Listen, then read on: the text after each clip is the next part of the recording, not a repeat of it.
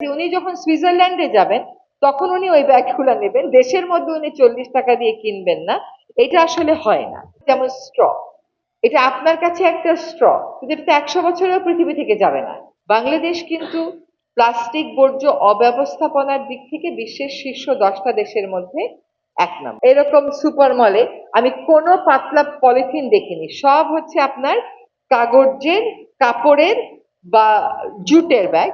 যেখানে প্লাস্টিক আছে ওটা অনেক ভারী এবং ওটা রিসাইক্লেবল, এবং ওটা রিসাইক্লিং এর জন্য কোথায় জমা দিতে হবে বারকোড দিয়ে সার্টিফাই করা, এবং ওই জমা দেওয়ার ফোন নাম্বারটাও লেখা। কাজে উনি যখন সুইজারল্যান্ডে যাবেন তখন উনি ওই ব্যাগগুলো নেবেন, দেশের মধ্যে উনি 40 টাকা দিয়ে কিনবেন না। এটা আসলে হয় না। এটা এটা দোকানের যারা মালিক আছেন তাদের ব্যবস্থাপনাতেও যেরকম বুঝাতে পারার ব্যর্থতা আছে, সেরকম ভাবে একটা এটা একটা উদ্দেশ্য প্রণোদিত প্রচার বলে আমরা মনে করি। বাংলাদেশ কিন্তু প্লাস্টিক বর্জ্য অব্যবস্থাপনার দিক থেকে বিশ্বের শীর্ষ 10টা দেশের মধ্যে 1 নম্বর। আসলে সকল বর্জ্য ব্যবস্থাপনাতেই আমাদের 1 নম্বর, 1 নম্বর না 9 নম্বর, সকল বর্জ্য ব্যবস্থাপনাতেই আমাদের অবস্থা প্যাথেটিক। আমরা একটু দেখে নেন, আমরা অতি সম্প্রতি পলিথিন শপিং ব্যাগের ব্যানটা কিন্তু আমাদের দেওয়া না, আমরা কাজটা শুরু করেছি। এটা ব্যানটা দেওয়া হলো 2002 সালে, এবং সারা জীবনই শুনতাম এবং বলতাম 2002 সালের ব্যান কিন্তু বাজারে গেলেই সয়লাভ। কিন্তু আমরা তো অন্তত সুপার মার্কেট গুলোতে বন্ধ করতে পেরেছি।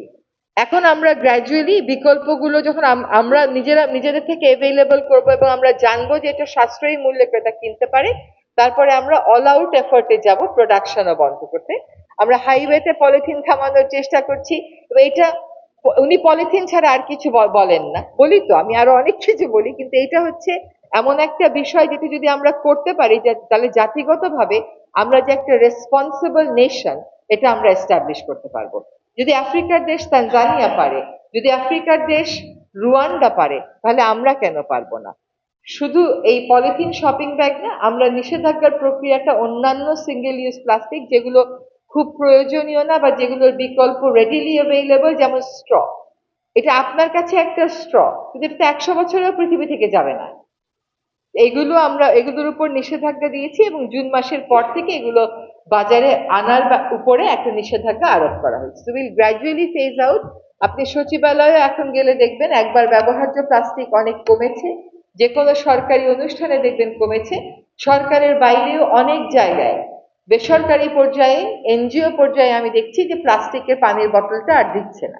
যদিও তাদের বর্জ্য ব্যবস্থা, ইউরোপের কি বর্জ্য ব্যবস্থাপনায় খুব সমস্যা আছে, তারপরেও ইউরোপ কিন্তু কতগুলো সিঙ্গেল ইউজ প্লাস্টিক ব্যান করে দিয়েছে। তো আমরা যে বলি বর্জ্য ব্যবস্থাপনা উন্নত করেন তারপরে ব্যান করেন, এটা কিন্তু ঠিক না। কারণ ইউরোপের তো বর্জ্য ব্যবস্থাপনা উন্নত, তারপরেও তারা ব্যান করেছে, কারণ এগুলো রিসাইকেল করা আসলে এত সহজ কাজ না।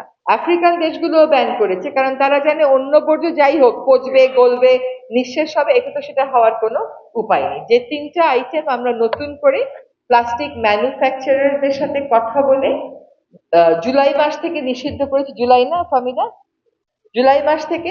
তার একটা হচ্ছে স্ট্র, একটা হচ্ছে ওই যে নাড়ে যেটা দিয়ে স্টিরার ওইটা, আরেকটা হচ্ছে প্লাস্টিকের কটন বাড। আপনাদের সকলের প্রতি আহ্বান থাকবে সরকারের এই উদ্যোগগুলোতে নিজ নিজ জায়গা থেকে পার্টিসিপেট করেন।